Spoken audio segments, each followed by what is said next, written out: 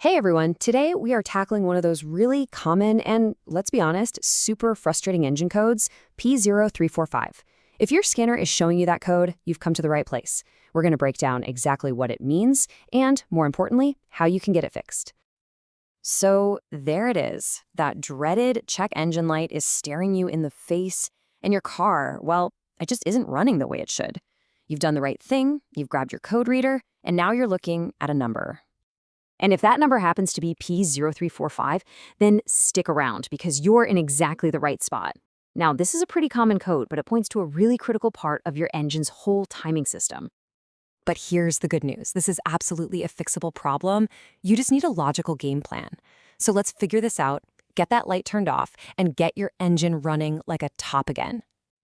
Okay, so let's dive right in. First things first. What in the world is a P0345 code? What is your car's computer actually trying to tell you here? To put it simply, this code means your car's main brain, that's the powertrain control module, or PCM, has kind of lost track of the camshaft on one side of your engine. It's getting a weird, choppy signal, or maybe no signal at all.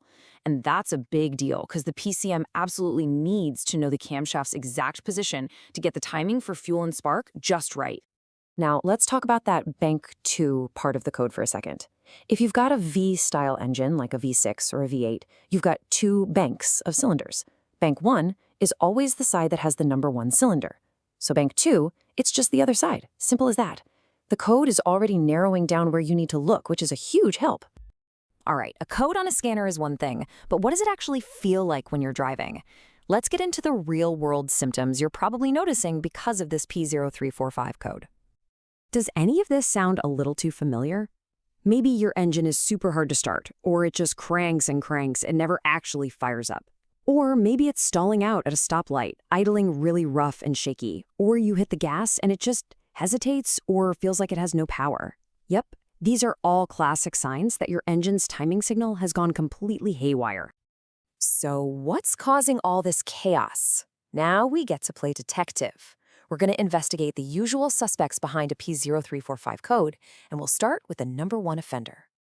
You know, in the vast majority of cases, the problem is, well, it's exactly what the code says it is, a bad camshaft position sensor. These little guys work hard, and over time, they can definitely fail. Just think of the CMP sensor as one of the engine's most critical senses. It's constantly watching that camshaft spin, reporting its exact position back to the computer hundreds of times every single second. If that information is gone, the engine's entire rhythm is just thrown completely off. But while the sensor is suspect number 1, it's not the only thing it could be. The problem might be in the wiring leading to the sensor. A frayed wire or a loose plug is every bit as bad as a faulty sensor. It could also be a damaged reluctor wheel. That's the little toothed ring the sensor reads, or, in some cases, something deeper like a stretched timing chain throwing everything out of whack. And here's a great little insider tip. Sometimes, the issue is a well-known quirk of a specific engine. For instance, on some Ford engines, like the 5.4-liter Triton, a part called the cam phaser is known to fail and, you guessed it, trigger this exact P0345 code. So it's good to be aware of those model-specific issues. Okay, enough theory. It's time to get our hands dirty, right? Let's walk through a really clear 3-step plan to figure out the real root cause of your P0345 code. Now, the key here is to be methodical. We don't want to just start throwing new parts at the problem and hoping for the best. We're going to start with a simple visual check, then move on to a really clever swap test, and finally, break out the multimeter if we need to. Step 1 is the easiest, and you'd be surprised how often it solves the problem. Just look. Find the sensor on bank 2 and check out the wiring going to it. See any frayed spots, melted plastic, or gunked up oil? Make sure the connector is clicked in tight. Then go ahead and pull the sensor out. It's usually magnetic, so check the tip for any metal shavings stuck to it. Sometimes the fix is literally just cleaning it off. Okay, this next one is my absolute favorite diagnostic trick. It's brilliant, and you don't need any special tools. If your engine uses the same exact sensor for both banks, just swap them. Move the sensor you think is bad from bank 2 over to bank 1 and put the good one from bank 1 where the bad one was. Clear the codes, start it up, and see what code comes back. If you now get a P0340, which is the same exact fault just for bank 1, boom, you've just proven 100% that the sensor is your problem. Now, if the swap test isn't an option or you just want to be extra sure, it's time for the multimeter. First, with the sensor unplugged and the key on, you can test the connector itself to make sure it's getting the right power and a good ground from the computer. Then you can test the sensor itself by checking its internal resistance and comparing that number to what your vehicle specs say it should be. This will tell you for sure if the problem is the circuit or the sensor.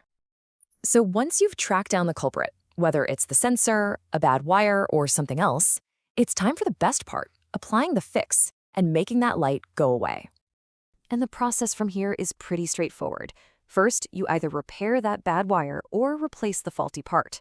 Next, grab your scan tool and clear that P0345 trouble code out of the computer's memory for good. And finally, the moment of truth.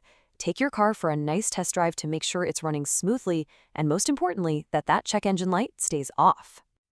And there you have it. That's your complete game plan for diagnosing and fixing error code P0345.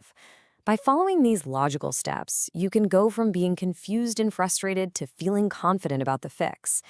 So the only question left is, are you ready to get in there and clear that code for good?